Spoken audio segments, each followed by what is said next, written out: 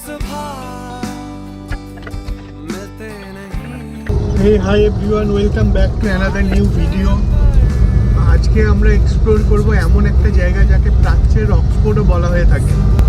সেই স্থান, যে স্থানে মহান বৈষ্ণব সাধক, সমাজ সংস্কারক এবং ভক্তি আন্দোলনের একজন গুরুত্বপূর্ণ ব্যক্তিত্ব শ্রী চৈতন্য মহাপ্রভু জন্মগ্রহণ করেছিলেন। জানবো সেই স্থান গড়ে ওঠার গল্প, ডিসক্লোজ করব লুকিয়ে থাকা অনেক মিস্ট্রিগুলোকে এবং আরও অনেক কিছু। Hi, this is Debjyoti Chatterjee. You are watching Cinematic Sunday. So let's begin today's video. जागो रे देखो रे दुनिया ए देखो रे ना ना ना ना ना ना ना ना ना ना ना ना ना ना ना ना ना ना। তো আমরা এখন পৌঁছে গেছি খাগড়াঘাট রোড স্টেশন, আর আমাদের 3 জনের টিকিট কাটা হয়ে গেছে। তো এখন শুধু ট্রেনের অপেক্ষা। 9:15টার সময় ইন্টারসিটি এক্সপ্রেস হচ্ছে আমাদের ট্রেন। এখন বাজে 8:35, আর 10 মিনিটের মধ্যেই আমাদের ট্রেন এখানে চলে আসবে। তো এখন শুধু ট্রেনের অপেক্ষা। তো আমাদের ট্রেন ইন্টারসিটি এক্সপ্রেস এখন ঢুকছে। তো আমরা এখন চাপবো ইন্টারসিটি এক্সপ্রেসে এবং দেখা হচ্ছে আমাদের গন্তব্যস্থলে। আমরা কোথায় যাচ্ছি সেটা আপনাদেরকে ভিডিওর মধ্যে আগে বলে দেবো। তবে এখন ট্রেনে ওঠা যাক যাতে ট্রেনটা মিস না হয়।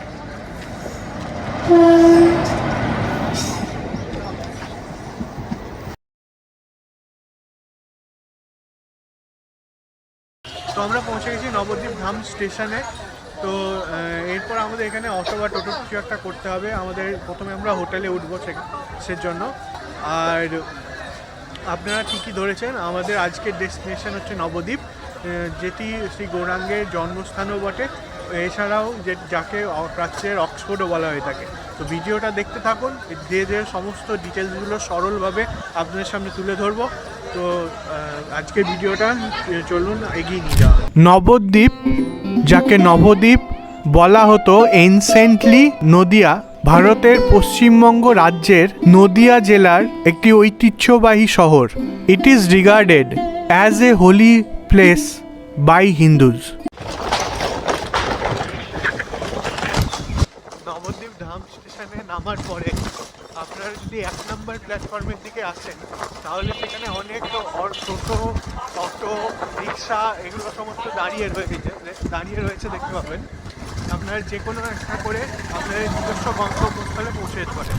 হুগলি নদীর পশ্চিম তীরে অবস্থিত এটি 1063 খ্রিস্টাব্দে প্রতিষ্ঠিত বলে মনে করা হয়, and served as the old capital of Sen dynasty.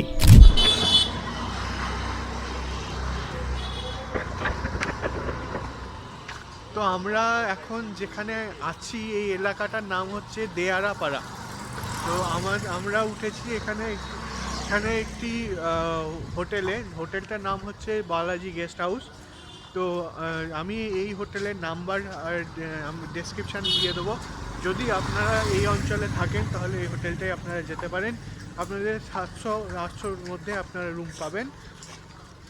আর এবার তো হলো থাকা, কিন্তু খাওয়ার ব্যবস্থাটা কি? খাওয়ার ব্যবস্থার জন্য আমাদেরকে একটু হাঁটতে হবে। আপনি বেরিয়ে এলেন গেস্ট হাউসটা বেরিয়ে এসে ঠিক তার ডান হাতের যে রাস্তাটা চলে গেছে, এই রাস্তা বেয়ে সোজা আপনাকে চলে যেতে হবে কিছু দূর। তারপরেই আছে সেখানে একটা রেস্টুরেন্ট। হোটেলেও খাওয়ার ব্যবস্থা রয়েছে, যদি আপনারা চান তাহলে হোটেলে খাবার অর্ডার দিয়েও খেতে পারেন। The empire at its peak covered much of the northeastern region of Indian subcontinent. The rulers of Sen dynasty traced their origin to the South Indian region of Karnataka.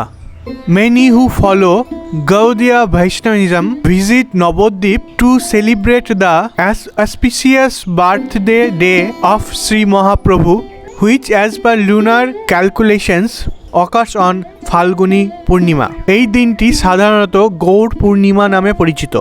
এছাড়াও দোলযাত্রা ও রাস পূর্ণিমার মতো অন্যান্য উৎসবের জন্য নবদ্বীপ পরিদর্শন করা হয়। তো আপনারা সোজা যদি চলে আসেন এই রাস্তা বেয়ে, যেটা দেখালাম আমি আপনাদের সামনে একটা মোড় পড়বে। এই মোড়টা পড়বে। এখানে দোকান রয়েছে ঘোষ মিষ্টান্ন ভাণ্ডার বলে, ঠিক তার অপোজিটে একটা খাবার দোকান রয়েছে যেখানে আপনারা লাঞ্চ করে নিতে পারেন। তো এখানে আপনারা চাইলে লাঞ্চ করে নিতে পারেন। কোন জায়গাগুলো দেখছি আজকে মোটামুটি সেগুলো নামগুলো একবার বলে দাও। নামগুলো বলবো, আমরা প্রথমে যাচ্ছি বিষ্ণুপ্রিয়ার আসল আদিবাড়ি, আচ্ছা, তারপরে যাব শ্যামকুঞ্জ রাধাকুঞ্জ, তারপরে যাব 60 ফুট মহাপ্রভু নিমাইয়ের জন্মস্থান, মহাপ্রভুর আদিবাড়ি, তারপরে যাব নিত্যানন্দ মহাপ্রভু মিলন মন্দির, সোনার মন্দির, অদ্বৈত সীতানাথ মহাপ্রভুর মন্দির। ওগুলো সেরে নিয়ে যাব সোনার গৌরাঙ্গ, সমাজবাড়ি, শিবাসঙ্গ, জগাই মাদায়, এগুলো সারবো। এগুলো সেরে আমরা আসবো জল মন্দির, কেশবজি দেবানন্দ গড়িয়া মঠ, তারপরে আসবো স্বর্ণ মন্দির, দেবানন্দ গড়িয়া মঠ।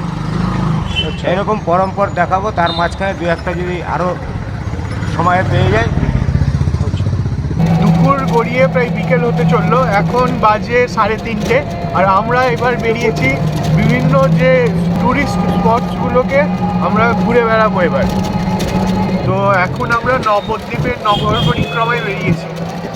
এক এক করে আমরা যেরকম জায়গাগুলো যাব সেরকম আমি আপনাদের একদম ডিটেলসে জায়গাগুলোকে তুলে বলবো, তার পেছনে লুকিয়ে থাকা কিছু তথ্য এবং সেখানে কিভাবে আপনারা পৌঁছাবেন সেই সমস্ত কিছুই দেখতে পাবেন এই ভিডিওর মধ্যে। তো আমাদের প্রথম গন্তব্যস্থল ছিল বিষ্ণুপ্রিয়ার জন্মস্থান। তো আমরা এখন পৌঁছে গেছি বিষ্ণুপ্রিয়ার দেবীর জন্মস্থানে। তো এটা হচ্ছে আমাদের এই আজকের ট্যুরের প্রথম গন্তব্যস্থল।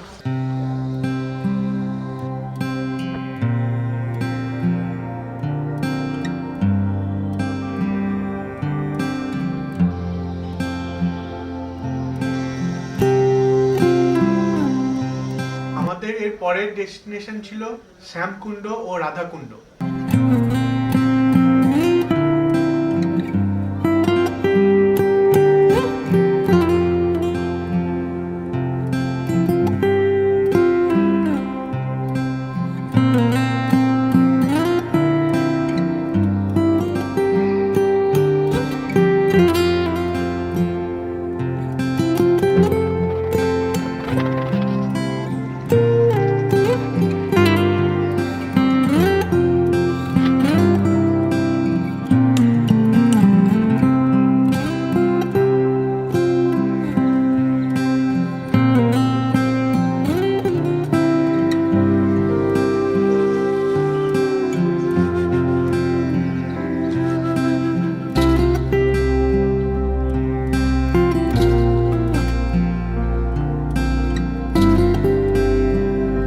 এরপর আমরা দর্শন করে এলাম শ্রী গৌরাঙ্গের 60 ফুট উঁচু মূর্তির। তো এটা গুহার মধ্যে দিয়ে যাওয়া, সেহেতু এটা একটা আলাদা ধরনের এক্সপিরিয়েন্স হবে। যারাই আসবেন তারা বুঝতে পারবেন এটা একটা আলাদা ধরনের অনুভূতি। তো আমরা এবার দেখব 60 ফুট লম্বা যে মূর্তিটা, সেটাকে আরো কাছ থেকে দেখব।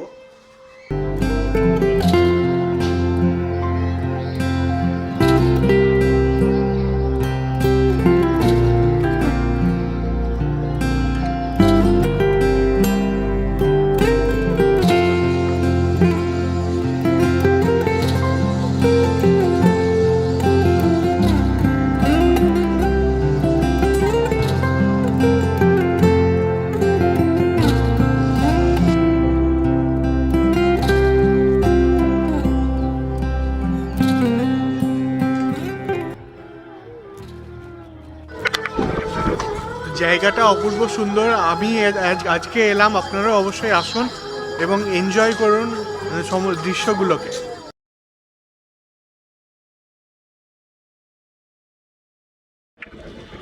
তো আমরা পৌঁছে গেছি আমাদের তৃতীয় লোকেশন, যেটা হচ্ছে নিমাই মহাপ্রভুর যে জন্মস্থান সেটা।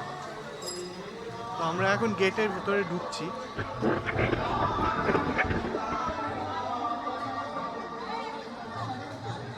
চৈতন্য মহাপ্রভুর জন্মের পর নবদ্বীপ বিশ্বব্যাপী বৈষ্ণবদের পাশাপাশি সাধারণ হিন্দুদের জন্য একটি গুরুত্বপূর্ণ তীর্থস্থান হয়ে ওঠে।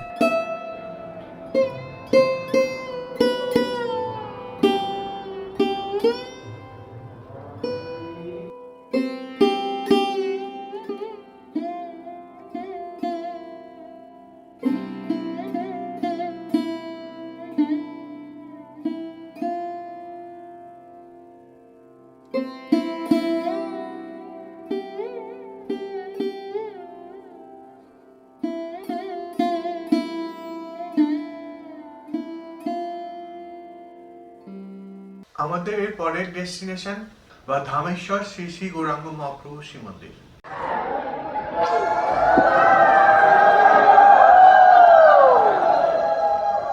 এখানে দ্বিতীয় স্ত্রী বিষ্ণুপ্রিয়ার সাথে তার দেখা হয়। প্রথম স্ত্রী লক্ষ্মীপ্রিয়ার সাপের কামড়ে মৃত্যুর পর মহাপ্রভু দ্বিতীয় বিয়ে করেছিলেন বিষ্ণুপ্রিয়াকে।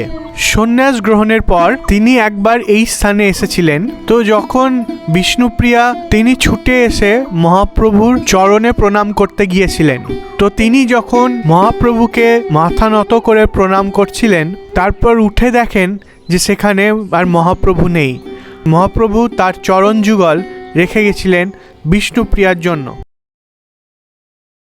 আমাদের এর পরের destination Shri Gobindabari. Paschimbanga heritage commission দ্বারা 2020 সালে এটি ঐতিহ্যশালী সম্পদ রূপে ঘোষিত।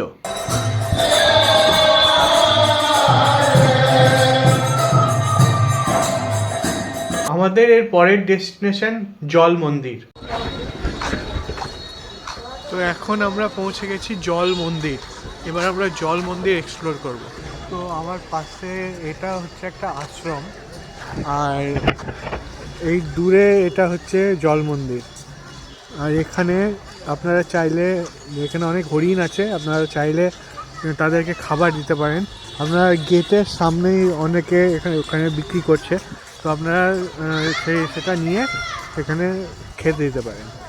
আমাদের শেষ ডেস্টিনেশন রানী স্বর্ণ মন্দির।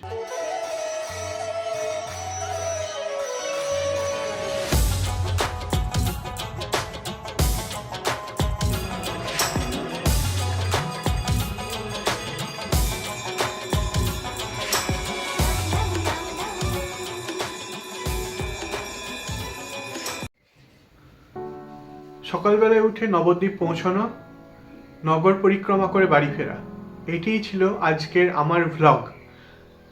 তো তোমাদের যদি এই ভ্লগটি ভালো লেগে থাকে অবশ্যই লাইক করো, শেয়ার করো, আর কমেন্টে জানিও তোমাদের মতামত।